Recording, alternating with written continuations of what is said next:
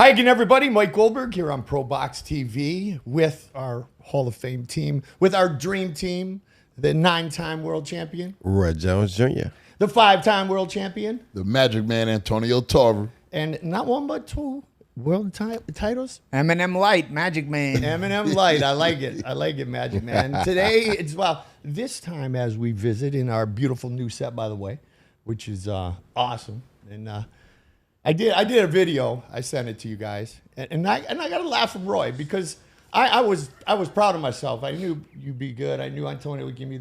But when I got a laugh from you, or it was a fake LOL, Roy. Yeah, it was when I did my little video. You know, my red headband. That was a good touch, wasn't it, Paul? Oh yeah, of course. You know I'm down with the headbands. Yeah, it was good. It was good. So speaking of red, let's talk about Mexico's Canelo Alvarez. You know, Mexico's Canelo Alvarez is #1 pound for pound going into the fight against Dmitry Bivol. So what's next? Let's have a Canelo conversation.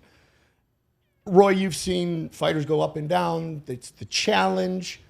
Was it a good decision for Canelo to move up to fight Dmitry Bivol? Well, this is what I'm going to say. And I nobody looked at it this way yet. But most of the time when you move up, you just want to move up to get a belt in that weight class and say you did it, and you move on. Either you stay there or you get the head going back where you came from, right? Right. You already did that. You did that when you beat Kovalev. What you going back to do it again for? Great you want to be 2-time light heavyweight? What does that prove? So why would you even waste time messing with Bivol, who was a problem already?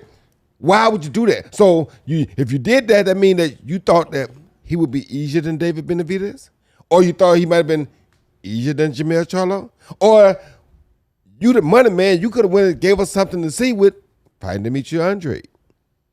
Why are you going to challenge another light heavyweight when you already accomplished that one time? You caught the right one, you did it. Get out and leave that alone if you're going back down. Don't stay there. Don't keep going back and forth. You're going to confuse yourself. Yep. Roy, are you insinuating that this was a cherry pick gone wrong? It was. It had to be. It had to be because by the way, you guys broke it down brilliantly pre-fight, and it went wrong for Canelo, but it went right like you guys expected it to. Well, like I said, the thing we all knew. We know the quality of Bivol. We know we ain't seen Bivol. We know, and this ain't no guy who's been there, done it. This is a guy that's on the way to making a mark for himself right now. He got a chip on his shoulder. He want to prove that he's the best light heavyweight right now. He ain't at the end of his career like Kovalev. He's in the prime time. Mm-hmm. You don't go fight a prime time light heavyweight with the structure that he has, the discipline-minded style of boxing that he has. He's a problem for everybody. Not just him, he's a problem for everybody. And he's bigger than you naturally. He's always been in the light heavyweight division. He said he could make 68, but he's always been a light heavyweight. Why are you going to go mess with him? Play with fire, you will get burned. Paulie, I like what you said. Cherry pick gone wrong? Hey, man, I was just, when I hadn't thought of the exact points Roy had just made, and I'm thinking, you know what? You had already gone to light heavyweight. You had fought Kovalev already. There was nothing really else to prove at light heavyweight if you were not intending to stay, which obviously beating Kovalev proved that he didn't want to stay at light heavyweight, because had he wanted to stay at light heavyweight, he would have kept that WBO light heavyweight title. He lost a lot of those rounds. Yeah, and he lost a lot of those rounds. That's another good point to make. In 2 light heavyweight fights, he hasn't won very many rounds. But listen, the saying hindsight is 20/20 doesn't exist for no reason. Obviously, we can say that now with hindsight being 20/20. He's lost the majority of his rounds at light heavyweight. He didn't look good in either fight, and he got beat by Bivol. Okay. Like I said, they don't say hindsight of 20/20. That saying exists for a particular reason. But having said that, now that we have this hindsight, Roy makes some good points, man. Yeah. I hadn't thought of that just now. You know what? You already were a light heavyweight. You already won a light heavyweight title. We know that when you won the light heavyweight title, you had no intention to defend it because you vacated it and you went back down. So we know that. So what's the point of going to light heavyweight now with so many challenges? A particularly dangerous challenge that everybody wants to see you, a younger challenge in David Benavidez, but you went to choose to fight at light heavyweight again. Wow, man.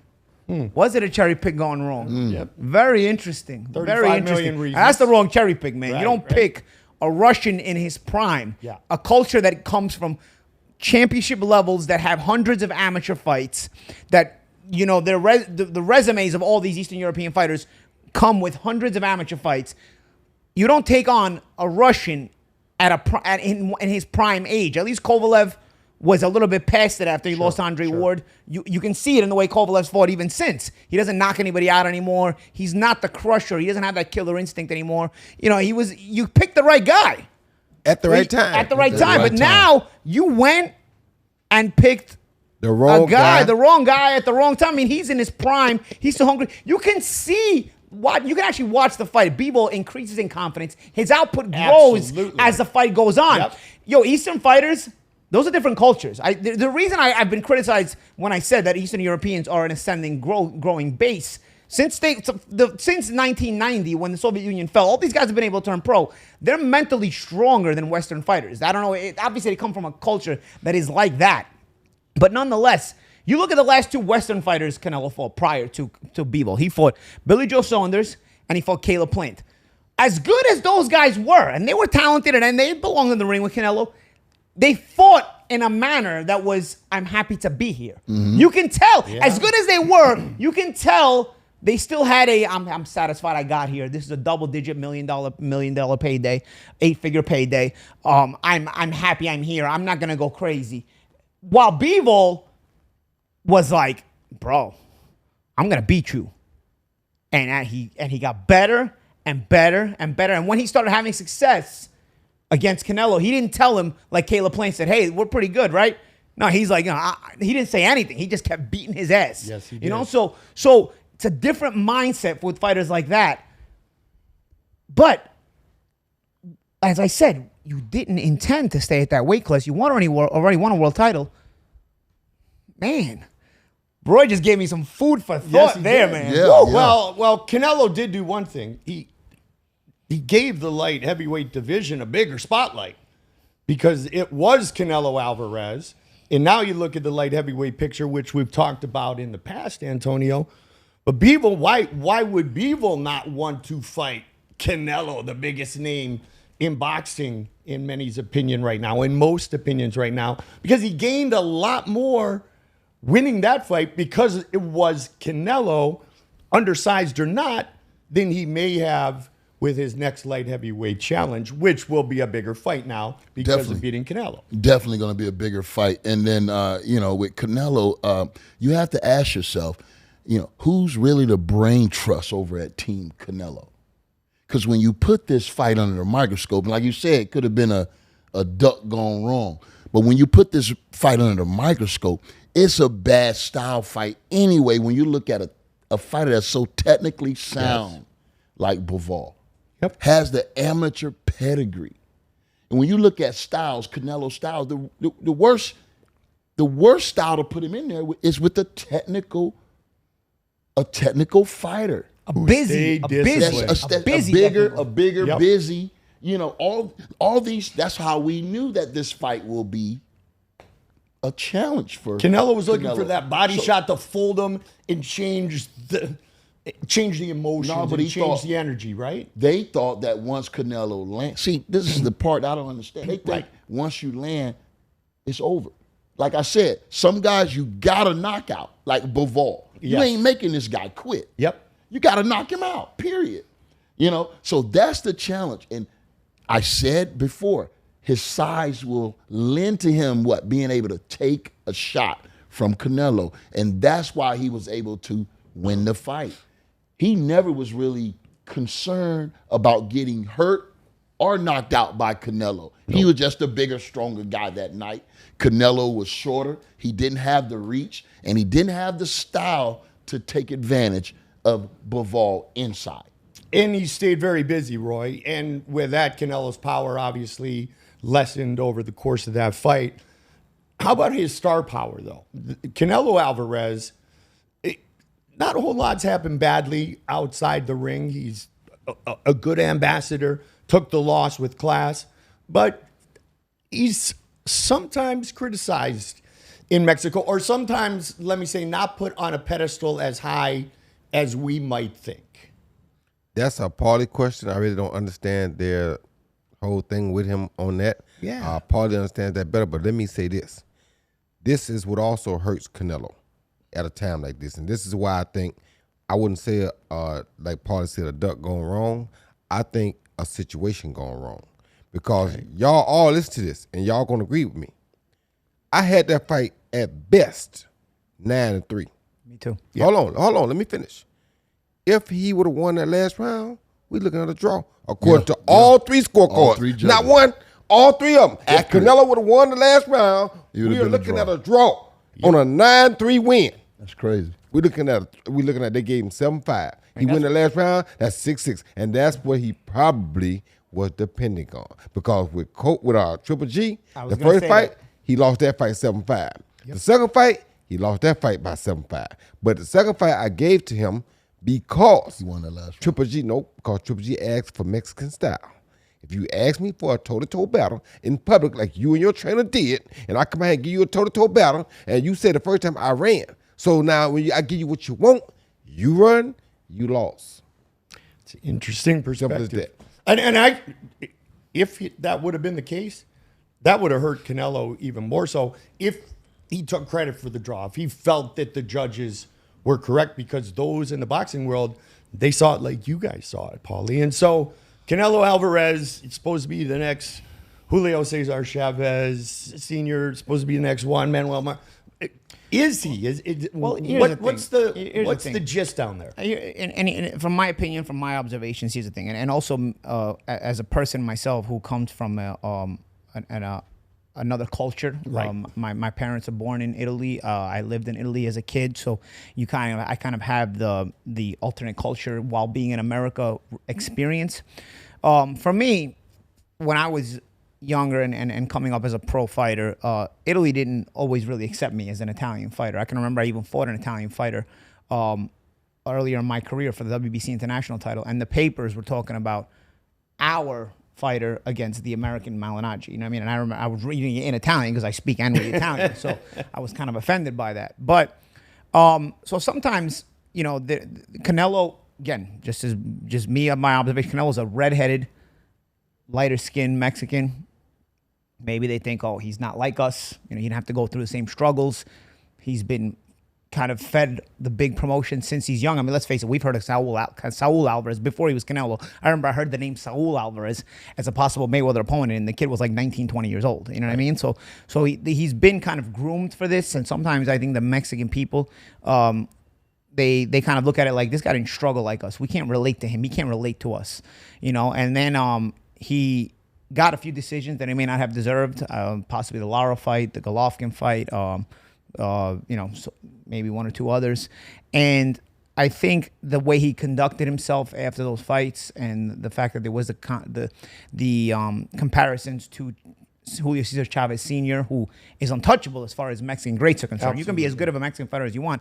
It's like when you talk about Muhammad Ali to these guys, you know what I mean? Like, Muhammad Ali doesn't lose against anybody, no matter what era it is, right? So that's like when you touch Chavez for the Mexican people, you better be careful how you tread, even if you are a Mexican, So I think there was that comparison about it. He's the best Mexican fighter ever. Him or his team may have also brought up the conversation. All these multiple weight class titles, obviously. And then suddenly you're in a position like he was in the Bivol fight the other night. You're behind. Roy said he kind of got used to feeling good about himself and getting these decisions. He didn't really push himself in the first Golovkin fight despite being way behind, and he got the draw. He may have possibly felt like, hey, you know what? I don't have to push myself. The judges will kind of bail me out of this one again. And he didn't push himself. And when you're comparing yourself, listen, you're always going to have a legacy. Canelo will always have a legacy as the most popular fighter of this generation, one of the better fighters of this generation, regardless of win-loss record. But if you're now putting yourself into the conversation for the best ever Mexican fighter, and by that token, one of the best fighters ever, because Mexican fighters are among the best fighters in the culture of boxing, you now put yourself under the microscope by just a little bit more. And here's where I'm going with this. Julio Cesar Chavez was hopelessly behind when he fought Meldrick Taylor.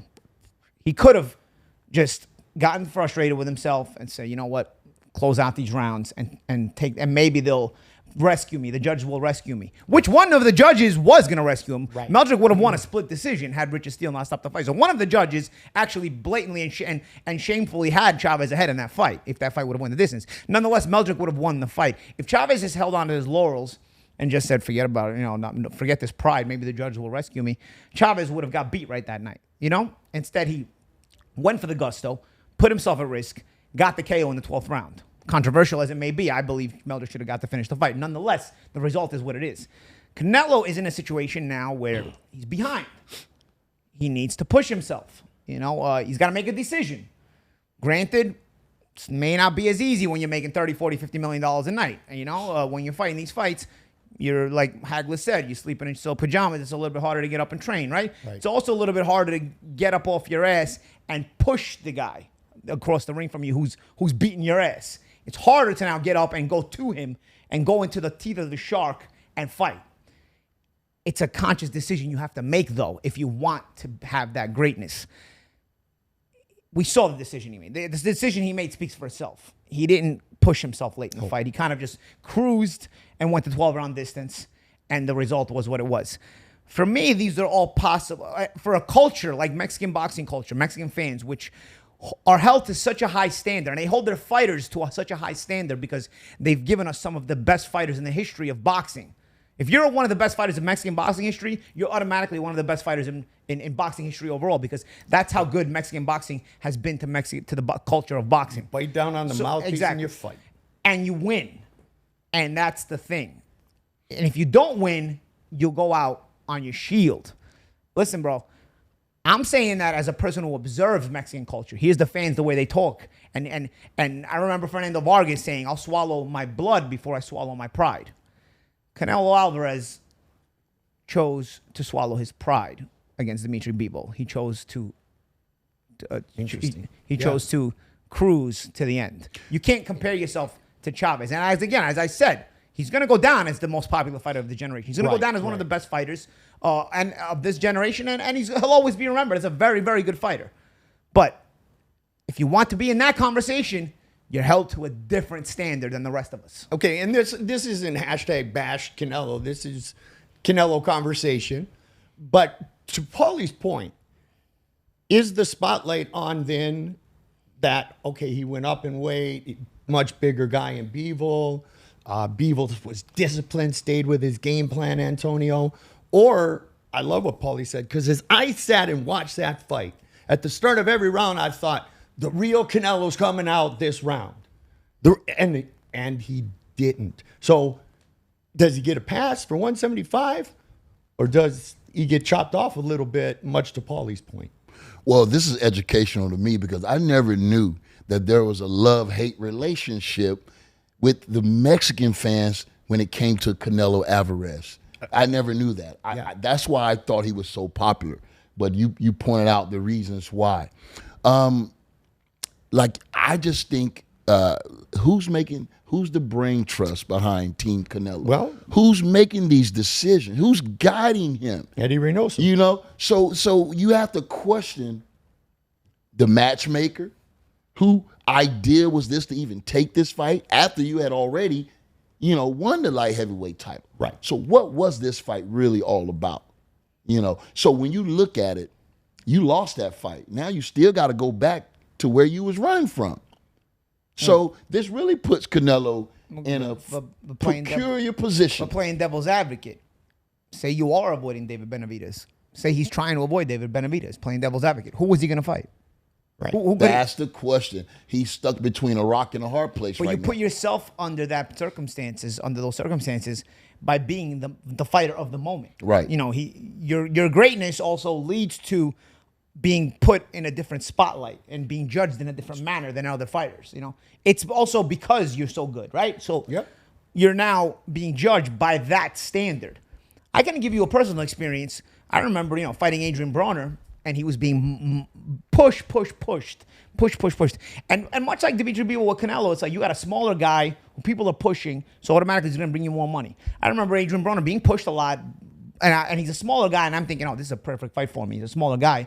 You know what? I can take this fight. Didn't go my way. It was a close fight. Didn't go my way. Nonetheless, if you put a guy in that position, he's going to be judged by that standard. Adrian Broner, a lot of times, is looked at as a disappointment, even though he's a 4-weight world champion. How's that possible? Right. It's because you set a standard of comparing him to Floyd Mayweather. If you judge Adrian Broner for what he is, he's a 4-weight world champion. That's a very good fighter with a very good boxing career.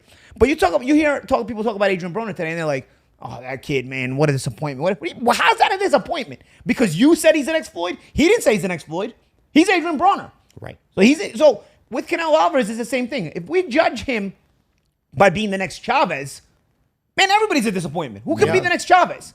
But if you let him beat Canelo Alvarez, you can take him for the wins and losses, and he still accept him for what he is, which has been a popular, entertaining, world-class fighter who may at times need to be criticized, but nonetheless, still a world-class fighter. That is bar none. Roy, was there anything in between rounds in Canelo's corner that impressed you, that was strategy, game plan, we got to change it up? Did you hear anything in the Canelo corner that you went, that's like, if he goes out and does that, things are going to change? Nope, I didn't hear not one thing that made me think anything would change. And like Tarver said earlier, I don't think that they could have told him much to change the outcome. But in my opinion, and I said this on the show, if he went out and his only chance was to get in his chest and stay in his chest all night. If you don't get in his chest and stay in his chest all night, there was no way you beating this kid. You understand me? So that should have been before the fight started. This is where I got a problem at. I'm a Canelo fan, right? But I'm also a boxing fan first. So I don't give credit where credit is not due. You got to earn my credit. Right. Everybody always says, oh, he got so much better since the Mayweather fight. No, he didn't. Because if you would go out there and get in Mayweather's chest, that fight might have been different. You were 16 pounds heavier than Mayweather, right? Chavez beat Roger Mayweather 2 times. Yep. How? He started chasing him when they got to the arena. He didn't wait to round 4, round 5. He started chasing him when that bell rung. You understand me? Beat him 2 times. So genetically, the Mexicans have more longevity. They have more success with longevity. The African Americans are quick and sharp and have more early success. So if you know this genetically, if you fight Floyd Mayweather and you're 16 pounds heavier, you get on him right away. You don't give him room to breathe. Same thing you do to Bivol. If you coming up and wait to fight him because he's too disciplined for you to box him outside. Like we said earlier, Bivol is almost too disciplined for anybody to box him outside. Unless you're taller than him. If you're not taller than him, you should not be on the outside. He gonna kill you. You understand me? Yep. So to tell me he got better, I think he got more experienced. And he probably learned how to do a few things better, because experience teaches you. But he didn't, to me, he didn't progress much as an overall fighter. He didn't learn the lesson. Right. Because had so he do you learned look that at lesson, Eddie Reynoso for that? Do you look there? I kind of look at everybody, because if I see a guy put a certain kind of muffler on his vehicle and it makes it get better gas mileage and makes it faster, I think common sense tells me to go find me a muffler like that. I don't give a damn what Eddie tell me. Yeah. Yep. I mean, Great point. It's kind of, you can't blame one side, you got to blame both, because they both are thinking minds. Yes. But here's the thing. Just the same point I made about Canelo, you got to make the same point about Eddie Reynoso. You put yourself on this. You've been placed on this pedestal. So now being placed on this pedestal, it comes with the good, comes with the accolades, it comes with what he won. It was just Trainer of the Year last year. Yep. But it also comes with the higher standard you're held to. It's the same thing. So there's pros and cons to being the man of the moment, And so Eddie Reynoso, like Canelo, is the man of the moment. He's the man of the moment in the corner. So now, when it's time to come down on somebody, suddenly you're wondering, okay, this is the defending Trainer of the Year, the guy who's the current Trainer of the Year from last year. Okay, so hold that for 1 second, because you're gonna. But okay, Ray Martinez lost. Took the words out of my mouth. There you go. Took the words out of my mouth. That is not easy to do, to take words out of his mouth. I got He in actually there. hit the brakes on me and said exactly where I was going. I fainted. I slipped. Okay, Ryan Garcia changes trainers. Ruiz is inactive. His one win was with the heavyweight Frank Sanchez. He's no longer with Eddie. Yes, but the 3 That's fights. a softball. I hate the fast one, so the soft one I really hit this one. But here's the thing: I mean, the 3 fights where adjustments needed to be made, where you needed something in the corner, technical, motivational. It can vary depending on the moment, depending on the fighter. You got to know your fighter. Cesar Ray Martinez in the Chocolatito fight. Oscar Valdez in the Shakur Stevenson fight, and Canelo Alvarez in the Dmitry Bivol fight. Neither made an adjustment. Every single round was the same as the previous one. Yep. Matter of fact, in Canelo's case, he started losing the rounds even more decisively, to the point where the judges that were giving him rounds that he wasn't winning, all of a sudden they couldn't even do that anymore. They had to start giving Bivol rounds. And you're looking for something in the corner. Sometimes it's just simple motivation, like Angelo Dundee or Ray Leonard. You're blowing it, kid. Sometimes it's very strategic, technical advice. But you're looking for something. And Roy heard absolutely nothing of worth. Well, like you said, you're blowing it, son. But when you know the judge is on your side too, you might not be blowing it, son. So we don't know. Right. But Can you live with yourself? But the fact that you can live with yourself like that. Everybody comfortable, huh? Well, I mean, everybody Down was. stretch, and he's got jokes. And he's got jokes. I mean, who knows? The Canelo. And he's got jokes. The truth thing to say was, look, go win this last round. Win this last round, we got a chance. That's the truth. But Eddie, who knows? They might all be comfortable. Like Antonio said, if Eddie tries to say, yo, go win this last round, Canelo will be like, man, you crazy. We already won this. They're going to give us this fight. What are you worried about? Okay, so who knows? Maybe everybody did get comfortable. So a couple of decisions that shouldn't have went your way, Correct. going your way, will do that to you. But we're not talking about just Canelo Alvarez with Eddie. We're talking about that stable. Stable of fighters. The stable is starting to stumble. Well, it's time for Eddie to get it together, man. Like I said, a lot of times these trainers are inherited.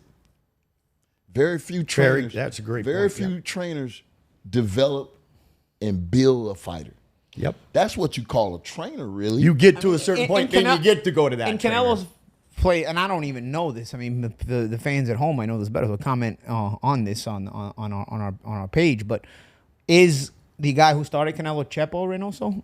Was that Canelo's first trainer? Yep, Is Eddie's it father? was. No, I know yep. it was the previous trainer, Yep. but I don't know if it was the first trainer. Yep. But Chepo. you're kind of taking over the bloodline there because Chepo got a little older and Eddie kind of took over. True. So Eddie does have a lot of knowledge there. I mean, the guy that basically created Canelo and his style and the kind of fighter he is your father. So you've been around the whole time.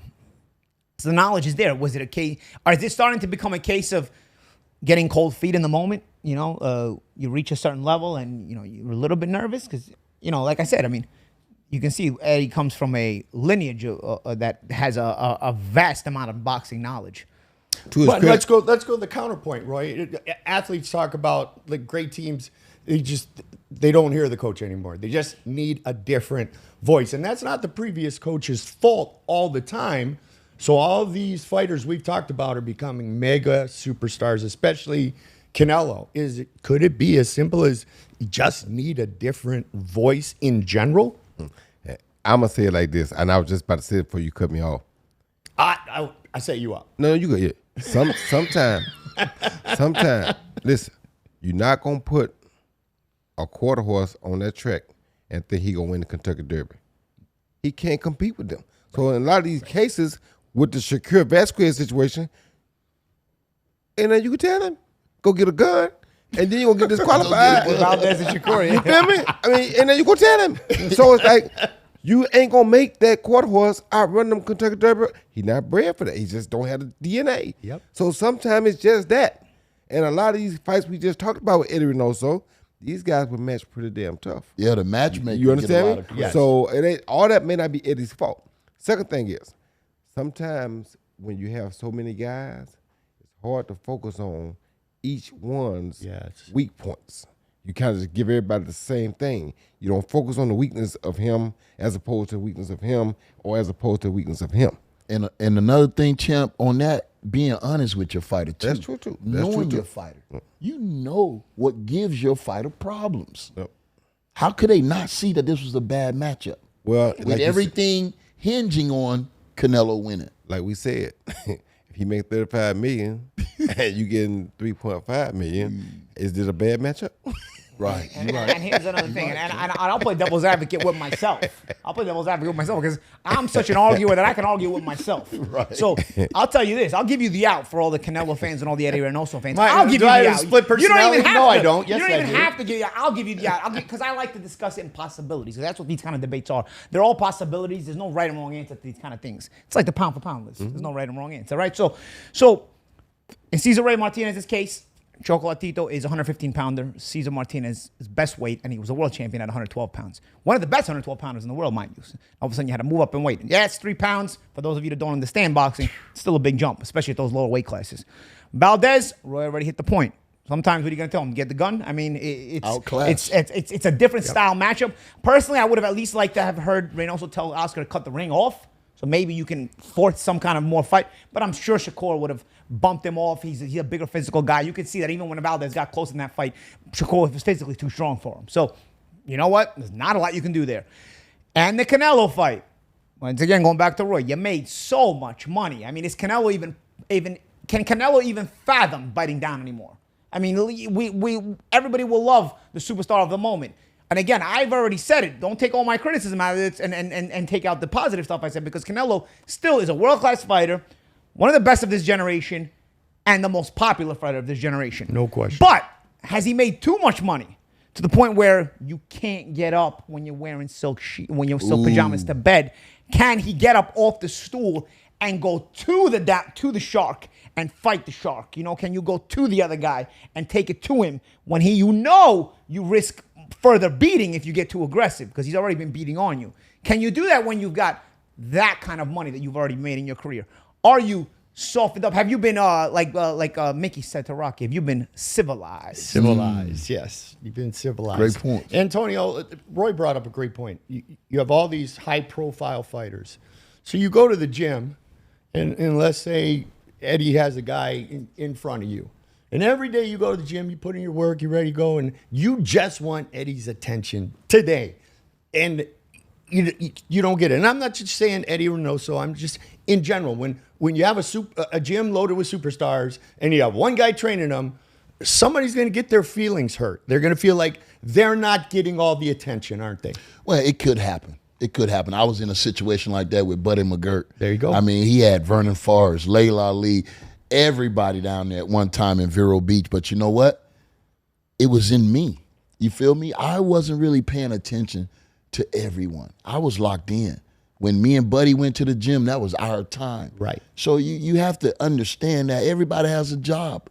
You know, you can't be selfish with everybody. Some of that shit you got to do for yourself. Sure. You But not understand? everyone has what you have, Paulie. Yeah. Roy, you know that feeling. It's like, Paulie, you had made that comment. If you walk into the gym and you're waiting for your trainer to hold pads for you, you're not jumping rope, you're not warming up, you're not shadow boxing, you're not training. You're wasting time. And that's what you're talking about, Antonio. Yeah, you know, you got to have that tunnel vision. Right. You know, you can't expect everything given to you. Some things got to be your responsibility. Right. You know, I just think when I look back at the whole thing, I think it was a bad move for Canelo. You know, hindsight is always 20/20. You know, if he goes back down, and believe me, styles make fights. Styles make fights. When you look at David Benavidez and what he brings to the table, and you look at Canelo, you know, a lot of those guys say they can beat Canelo until they in the ring with him. You understand me? So who knows how that fight would have went? You know? But Yeah. I believe right now that with everything being said, what I saw in that fight is I didn't see Bivol really let everything go. I thought he fought a little bit too controlled. You know what I mean? He never really tore off in Canelo. Yeah. I think he still had another level to go. Yeah. You know, and I think as hard as But would that have engaged And he did Canelo? push himself a little bit Yeah. more. He got more confident, but Yeah. yeah, I agree. He didn't really if turn Canelo, up. but that might have also been one of the reasons Canelo didn't want to push him, And because he's Canelo like, yo, this didn't guy, turn I don't know up how either. many, I don't know how many gears this guy the- got. it If was I the push fifth him, he turned he it might up, right? push me Right. to another level I don't want to go to, and he might stop me. Because I saw every time Canelo tried to turn up, he came back. Yep. And came harder. I think if the more Canelo pushed, I think Bivol still had something left in the tank. I felt that one time, round 9 or 8, he could have stopped Canelo if he would have really pushed, because it looked like Canelo was trying to check out of there to me. You know, but Bivol had a lot of respect for Canelo, a lot of respect. He was appreciative of that opportunity. You know, I think he could have made a statement if he really wanted to push that thing. But I felt like Canelo would have had to make him go there. And Canelo never really did. I think Canelo respected this guy a lot. And he knew that if Bivol really turned up, it could spell problems for him. Disaster. So let's go big picture with high-profile trainers, Roy? Is it fighter gets all the credit when he wins, trainer gets all the blame when he loses? It the other way around? Like, what's the mantra? Fighter get the credit when he wins, trainer get the credit when he loses. Boom. So I got it What right. is that? Yep. That's a great way to end it right here. But these three, to credit, they are the dream team here on Pro Box TV. $1.99 a month. Global launch is coming your way. Our main event, Friday, May 20th. Two-time world champion Jean Pascal against Mong Than Long. Here we go. It's time to fight.